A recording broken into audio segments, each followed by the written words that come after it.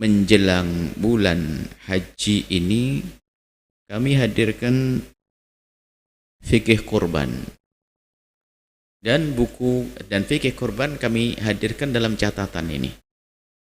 Ini untuk jadi pegangan kiai-kiai di kampung, ustadz-ustadz di kampung, biar bisa melaksanakan ibadah kurban lebih maksimal. Tentunya buku ini tidak kita baca malam ini, tidak kita baca semuanya, hanya kami isyaratkan ke buku ini, akan tapi ada hal-hal yang penting untuk dihadirkan tentang hukum kurban. Hukum kurban adalah sunnah yang sangat dianjurkan, sunnah yang sangat, sunnah besar, sunnah yang dikukuhkan. Menurut jumhur ulama, dari madhab kita Imam Syafi'i khususnya, dan madhab Hambali dan madhab Maliki. Biarpun nanti ada yang mengatakan wajib menurut madhab Abu Hanifah. Kalau Anda ikut Abu Hanifah juga boleh, biar nyembelih semuanya. Wajib. Tapi menurut madhab Syafi'i adalah sunnah. Setiap orang satu orang. Satu orang minimal satu ekor kambing. Kalau Anda satu orang ingin menyembelih satu sapi juga boleh. Anda satu orang pengen punya, saya punya kambing ada 50, sembelih semuanya, sah berkorban. Cuman minimal satu orang satu kambing. Dan yang harus difahami juga, kami sebutkan semuanya di sini, korban itu sunnah setiap tahun. Setiap bulan haji tiba, maka disunnahkan kita nyembelih korban. Sengaja ini kami ulang-ulang karena ada pemahaman di kampung sana. Jadi menduga kalau korban itu seumur hidup sekali.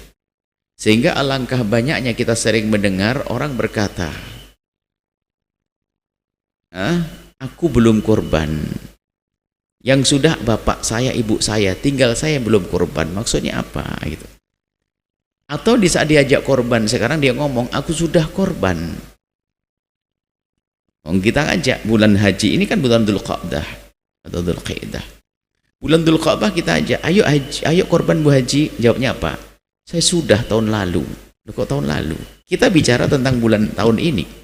Itu kesalahpahaman di masyarakat dan sudah mengakar betul kesalahpahaman ini.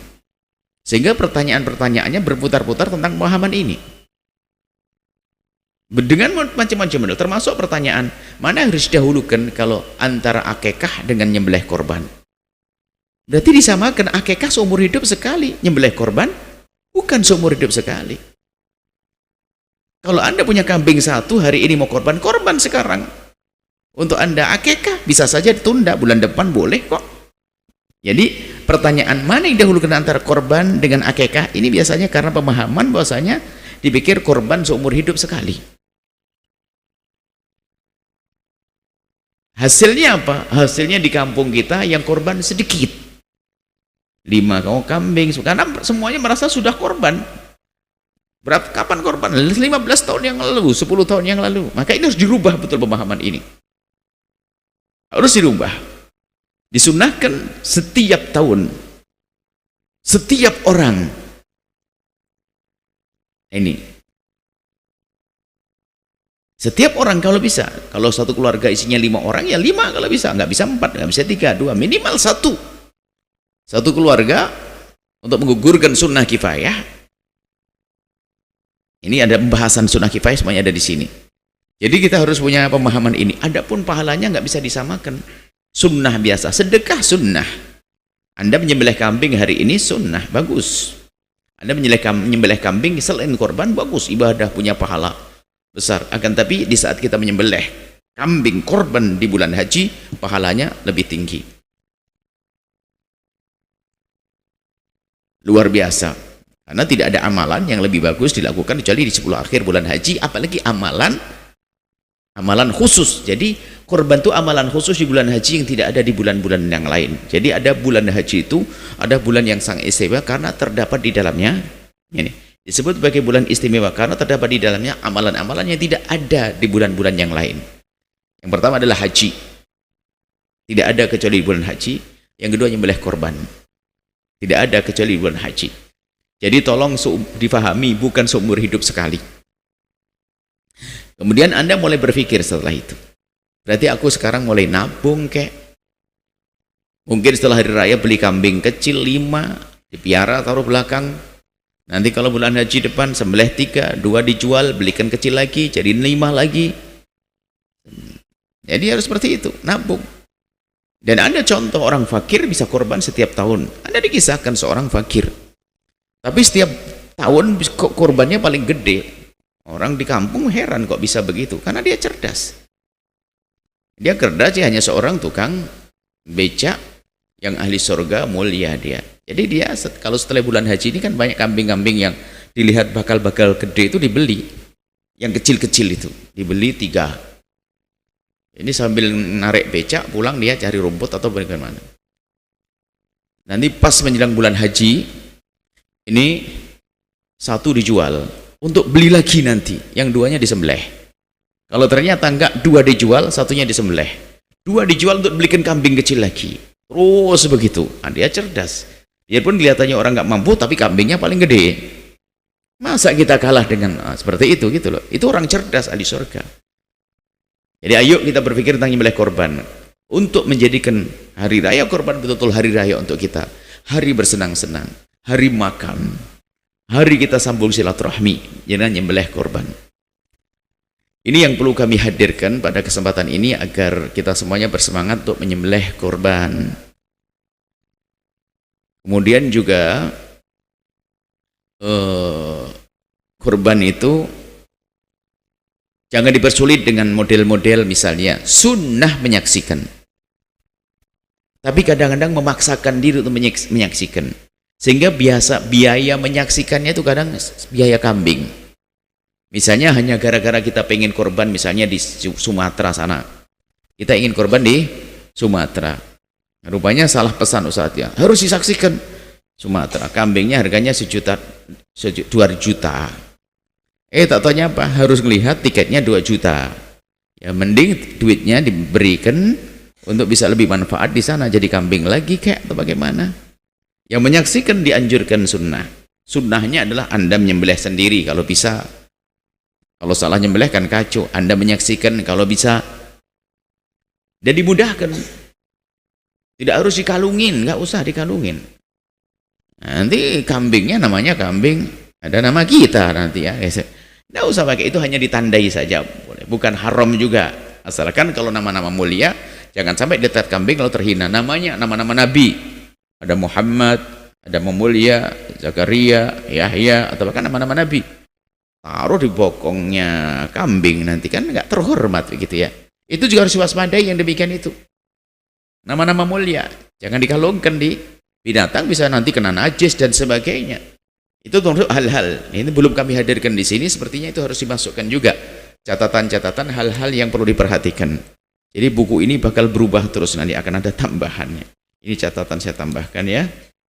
Ya, nama-nama di kambingnya, kambing katanya. Ini perlu cerita sih. Ada tulis namanya, nama Abdullah, nama Allah. Kambing itu leher, ditindih sama kambing kena najis. Ayo. Ini tidak diperkenankan yang demikian itu. Mungkin pakai nomor deh, nomor 1 ini adalah mungkin untuk dikenai nomor 1 adalah Z, nomor 2 adalah Amr. Oke lah. Kalau nama-nama itu khawatir tercemar kena kotoran dan najis, sebab menempelkan najis ke nama-nama mulia adalah haram. Masih banyak hal-hal yang perlu kita hadirkan, kemudian banyak insya Allah. Cuman ini kami baca singkat tentang judulnya supaya Anda penasaran dengan apa yang ada di buku ini. Kami sebutkan ini adalah hukum korban, pendapat ulama tentang hukum korban, biar Anda tahu masa tentang hukum korban.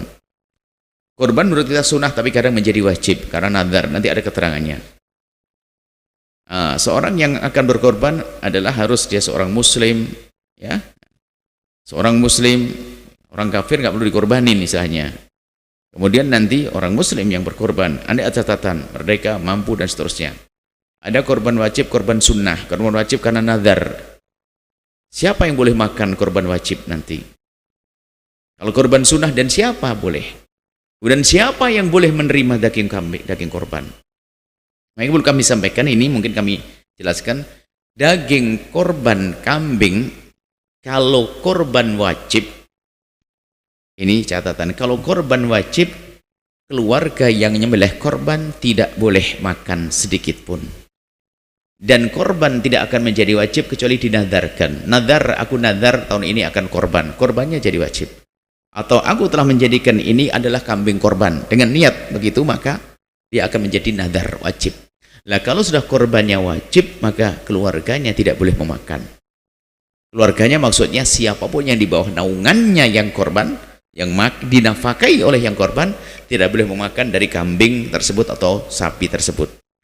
Tapi kalau kambingnya adalah sembelihannya sunnah, aslinya kan sunnah, tidak Anda nadarkan, maka Anda pun boleh makan, keluarga boleh makan. Jangan sampai ngenes dong keluarganya. Bahkan bisa jadi Anda membagi sepertiga untuk dinikmati keluarga, sepertiga dipersiapkan masak untuk tamu, sepertiga dibagi. Nah kemudian yang dibagi ini untuk siapa? Jangan mengira bahwasanya korban itu untuk fakir miskin saja. Oh tidak. Korban untuk bersenang-senang di hari itu, bukan untuk fakir miskin saja. Cuman fakir miskin prioritas, karena di karena orang fakir miskin jarang makan daging, jangan sampai di nomor 2-kan. Tapi si kaya pun juga boleh, si kaya kita undang makan kita, ini boleh. Jadi ini kita sebutkan semuanya di sini, coba tidak salah paham, cuman ya tidak boleh semuanya seenaknya. Seenaknya, tolong diperhatikan ini.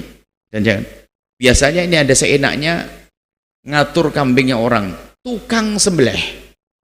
Ini gara-gara nyembelih sapi itu langsung ngambil sebelah kakinya, wede satu pikul bawa pulang ke rumah. Ini tukang nyembelih ini jangan disuruh lagi begitu.